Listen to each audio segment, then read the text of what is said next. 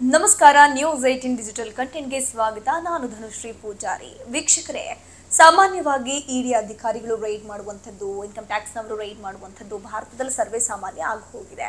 So ride ಮಾಡಿದಂತಹ ಸಂದರ್ಭದಲ್ಲಿ ಅಬ್ಬಬ್ಬಾ ಅಂತಂದ್ರೆ 50 ಕೋಟಿ ಲಕ್ಷಾನುಗಟ್ಟಲೆ ದುಡ್ಡು, 10-20 ಕೆಜಿ ಬಂಗಾರ ಸಿಗುತ್ತೆ. ಸೊ ಅದು ಏನಪ್ಪಾ ಅಂತಂದ್ರೆ ಇತ್ತೀಚಿನ ದಿನಗಳಲ್ಲಿ ಭ್ರಷ್ಟ ಅಧಿಕಾರಿಗಳು ನಮ್ಮ ಸಮಾಜದಲ್ಲಿ ತುಂಬಿ ತುಳುಕೋದ್ರಿಂದ ಈ ರೇಡ್ಗಳು ಕೂಡ ನಮ್ಗೇನು ಅಷ್ಟೊಂದು ಶಾಕಿಂಗ್ ನ್ಯೂಸ್ ಅಂತ ಅನ್ಸೋದಿಲ್ಲ. ಯಾಕಂದ್ರೆ ಪ್ರತಿ ಬಾರಿಯೂ ಕೂಡ ರೈಡ್ ಮಾಡಕ್ ಹೋದಂತಹ ಸಂದರ್ಭದಲ್ಲಿ ಇಡಿ ಆರ್ ಐಟಿ ಕಮ್ಮಿ ಅಂದ್ರೂ ಕೂಡ 1 ಕೋಟಿ 2 ಕೋಟಿ ನಗದು ಸಿಗೋದಂತೆ, ದಾಖಲೆ ಪತ್ರಗಳು ಸಿಗೋದಂತೆ, ಪ್ರಾಪರ್ಟಿ ಡಾಕ್ಯುಮೆಂಟ್ಸ್ಗಳು ಡೀಡ್ಗಳು ಸಿಗೋದಂತೆ, ಬ್ಯಾಂಕ್ನಲ್ಲಿ ಒಂದು ಲಾಕರ್ನಲ್ಲಿ ಚಿನ್ನಾಭರಣ ಸಿಗೋದಂತೆ ಸರ್ವೇ ಸಾಮಾನ್ಯ ಆಗಿ ಹೋಗ್ಬಿಟ್ಟಿದೆ.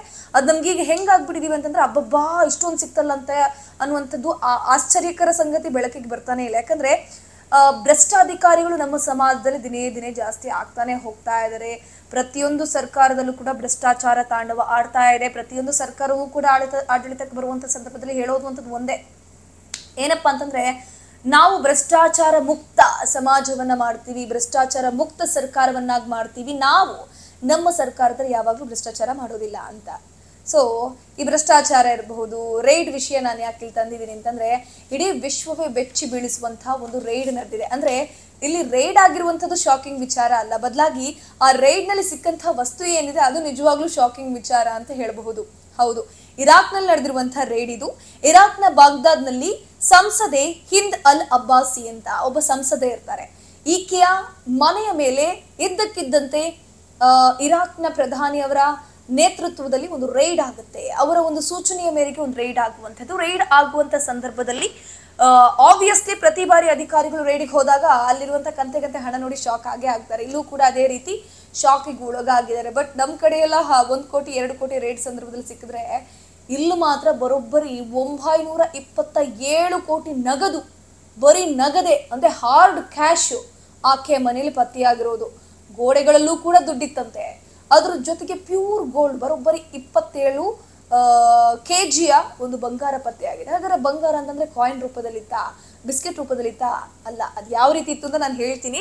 ಫಸ್ಟ್ಗೆ ವಿಡಿಯೋನ ಕಂಪ್ಲೀಟ್ ಆಗಿ ನೋಡಿ, ವಿಡಿಯೋ ಇಷ್ಟ ಆದಲ್ಲಿ ಲೈಕ್ ಮಾಡಿ, ಶೇರ್ ಮಾಡಿ, ಕಮೆಂಟ್ ಮಾಡಿ. ನ್ಯೂಸ್ 18 ಕನ್ನಡವನ್ನ ತಪ್ಪದೇ ಸೋಷಿಯಲ್ ಮೀಡಿಯಾದಲ್ಲಿ ಎಲ್ಲಾ ಪ್ಲಾಟ್ಫಾರ್ಮ್ ಅಲ್ಲೂ ಕೂಡ ಫಾಲೋ ಮಾಡಿ ಅಂತ ಹೇಳ್ತಾ, ಈಕೆ ಅಬ್ಬಾಸಿ ಅನ್ನುವಂತಹ ಒಬ್ಬ ಸಂಸದೆ ಏನಿದ್ದಾಳೆ ಭ್ರಷ್ಟಾಚಾರದಲ್ಲಿ ತೊಡಗಿರ್ತಾಳೆ ಅನ್ನುವಂಥದ್ದು ಅಲ್ಲಿನ ಒಂದು ಸರ್ಕಾರಕ್ಕೆ ಗೊತ್ತಾಗಿರುತ್ತೆ. ಸೊ ಭ್ರಷ್ಟಾಚಾರದ ನಿರೋಧ ಸಂಸ್ಥೆ ನಡೆಸಿರುವಂತಹ ದಾಳಿ ಮೊನ್ನೆ ಜೂನ್ 30ರಂದು ಆಗಿರುವಂತಹ ದಾಳಿ ಇದು.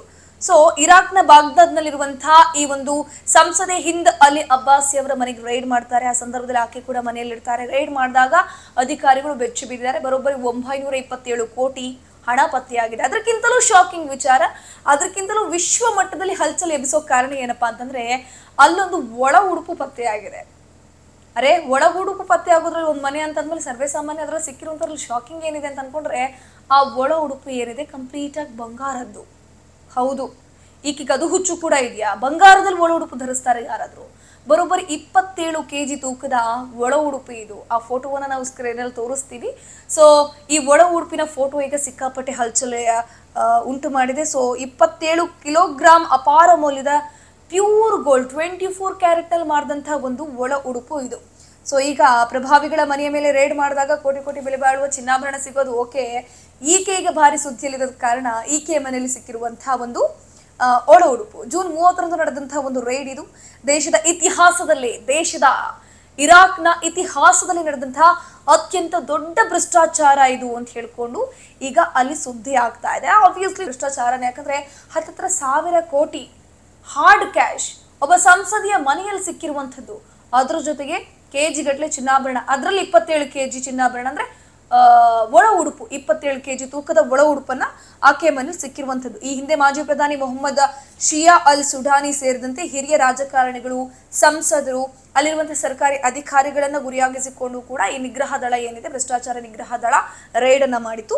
ಸೊ ಮೇ ತಿಂಗಳಲ್ಲಿ ಅಲ್ಲಿಗೆ ಪ್ರಧಾನಿಯಾಗಿದ್ದಂತಹ ಅಲಿ ಅಲ್ ಜೈದಿ ಏನಿದ್ದಾರೆ ಒಂದು ಅನೌನ್ಸ್ಮೆಂಟ್ ಮಾಡಿರ್ತಾರೆ. ಏನಪ್ಪಾ ಅಂದ್ರೆ ಭ್ರಷ್ಟಾಚಾರ ಮುಕ್ತ ದೇಶವನ್ನ ಮಾಡ್ತೀವಿ ನಾವು, ದೇಶದಲ್ಲಿನ ಭ್ರಷ್ಟಾಚಾರವನ್ನ, ಜಾಲದ ವಿರುದ್ಧ ಕಠಿಣ ಕ್ರಮವನ್ನ ನಾವು ಕೈಗೊಳ್ತೀವಿ ಅಂತ ಭರವಸೆನ ಕೊಟ್ಟಾದ್ಮೇಲೆ ಇರಾಕ್ನಲ್ಲಿ ಈ ಒಂದು ರೈಡ್ ಆಗಿದೆ. ಇದು ಇರಾಕ್ನ ಹಿಸ್ಟ್ರಿಯಲ್ಲೇ ಅತಿ ದೊಡ್ಡ ಭ್ರಷ್ಟಾಚಾರ ಬೆಳಕಿಗೆ ಬಂದಿರುವಂಥದ್ದು. ನಿರ್ಭೀತ, ನಿಷ್ಪಕ್ಷಪಾತ, ವಿಶ್ವಾಸಾರ್ಹ ಸುದ್ದಿಗಳಿಗೆ ಹೆಸರಾಗಿರುವ ನ್ಯೂಸ್ 18 ಕನ್ನಡ ಈಗ ಆಪ್ನಲ್ಲೂ ಲಭ್ಯವಿದೆ. ದಯವಿಟ್ಟು ಇಲ್ಲಿರುವ QR ಕೋಡ್ನ ಸ್ಕ್ಯಾನ್ ಮಾಡಿಕೊಂಡು ಆಪ್ ಡೌನ್ಲೋಡ್ ಮಾಡೋದಕ್ಕೆ ಮರಿಬೇಡಿ. ನಿಮ್ಮ ಬೆಂಬಲ ಹೀಗೆ ಸದಾ ನಮ್ಮೊಂದಿಗಿರಲಿ. ಧನ್ಯವಾದ.